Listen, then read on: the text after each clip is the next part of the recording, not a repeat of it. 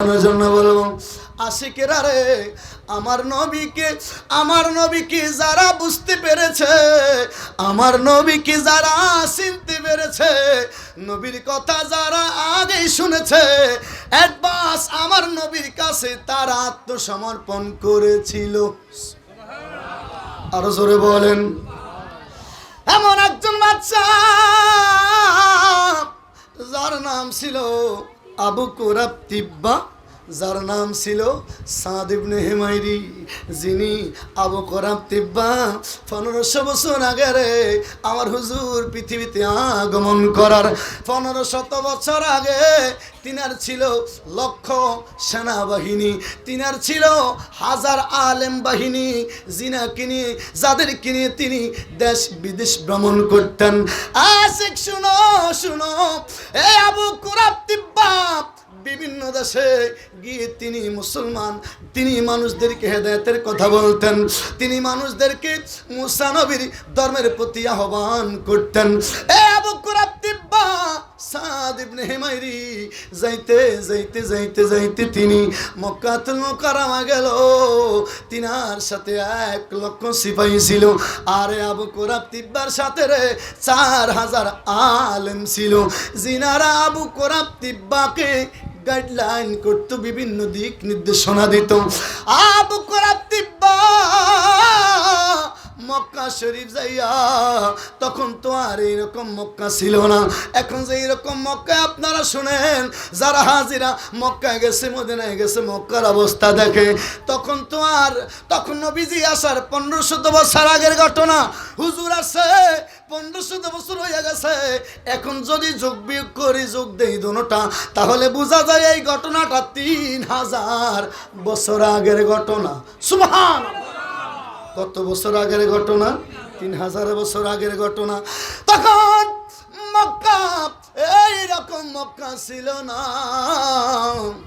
মক্কার শুধুমাত্র ভিত্তিটা ছিল ইব্রাহিম আলাইহিস সালাম যে বাইতুল্লাহ, নূহ আলাইহিস সালামের সময়ের প্লাবনে বাইতুল্লাহ ধ্বংস হয়ে গিয়েছিল, শুধুমাত্র ভিত্তি ছিল ইব্রাহিম আলাইহিস সালাম, তিনার সন্তান ইসমাঈল খলিলুল্লাহ সহকারে ওই বাইতুল্লাহটা তিনি নির্মাণ করেছিলেন। আমার নবীজি পৃথিবীতে আসার 1500 বছর আগের কথা বলছি বাবা, মনোযোগ দিলে বুঝবেন। সুন্নিরা রে কেন আমার নবীর কথা বারবার বলে? সুন্নিরা রে কেন রে নবীজির কথা বারবার আপনাদের কাছে বলে? কি জন্য জানেননি? আমার নবী ছাড়া তো কোনো উপায় নাই। জোরে বলেন, আমার নবী ছাড়া তো কোনো উপায়। আবু কুরাব তিব্বাকে তিনার সাথে 4,000 আলেম ডাক দিয়া কয়, বাদশা আপনি মক্কা বিজয় করার জন্য আসছেন, এই মক্কা আপনি বিজয় করার জন্য আসছেন। আবু কুরাব তিব্বা আপনি পারবেন না? কয় কেন পারবো না? আমি কেন এই মক্কাবাসীদের সাথে মক্কাবাসীদের সাথে কেন আমি পারি না? আমি কোন আজাজের মানুষের সাথে পারি না রে। তিনার সাথে পণ্ডিতের ডাক দিয়া কয়, বাদশা এই দেশের মধ্যে 570 খ্রিস্টাব্দে ঈসা নবীর পরে 570 খ্রিস্টাব্দে আল্লাহর কুল কায়নাতের নবী, সমস্ত নবীদের নবী মক্কা বাক্কা শহরে আগমন করবে, মদিনাতুল মুনাওয়ারায় হুজুর হিজরত করবে, আখিরি ঘুমান মদিনার মধ্যে ঘুমাইবে। আপনি যতই চেষ্টা করেন না কেন এই মক্কাবাসীদেরকে আপনি ধ্বংস করতে পারবেন না। সুবহানাল্লাহ বলেন, আরো জোরে বলেন সুবহানাল্লাহ। আবু কুরাব তিব্বা ডাক দিয়ে বলল, ও আলেমেরা রে, পণ্ডিতেরা রে, তোমরা আমাকে এটা কি শুনাইলাম? তখন তারা তাওরাতের পণ্ডিত ছিল, তাওরাতের পণ্ডিত ছিল, জাবুরের পণ্ডিত ছিল। তারপরে এই বাচ্চার পরে ঈসা আলাইহিস সালাম জমিনের মধ্যে আসছিল, তখনও ইনজিল শরীফ পৃথিবীর মধ্যে আসে না, অর্থাৎ ঈসা রুহুল্লাহ নবী ঈসা পৃথিবীতে তখনও আগমন করে নাই। সুবহানাল্লাহ বলেন। চলে যাচ্ছেন? সামনে চলে যাবেন? চিৎকার মেরে বলেন মারহাবা।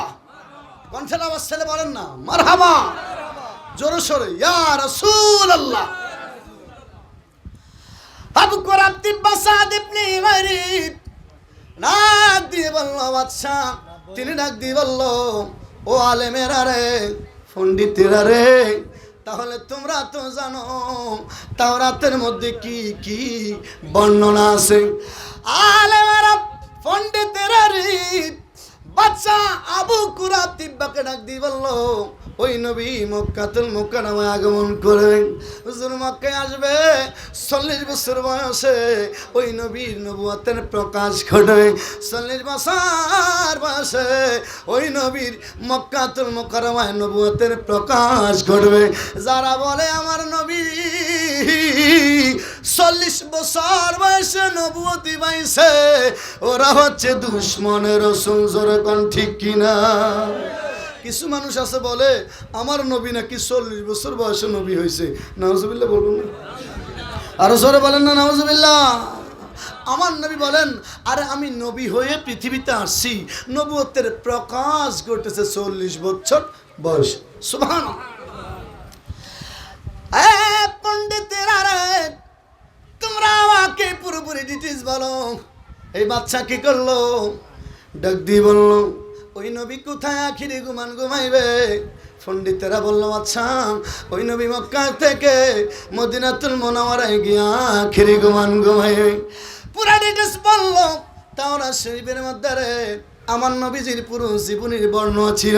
হুজুর মক্কাতুল মুকাররমায় ছেড়ে মদিনাতুল মুনাওয়ারায় আগমন করবে। মনোযোগ দিয়ে শুনেন, গুরুত্বপূর্ণ আলোচনা।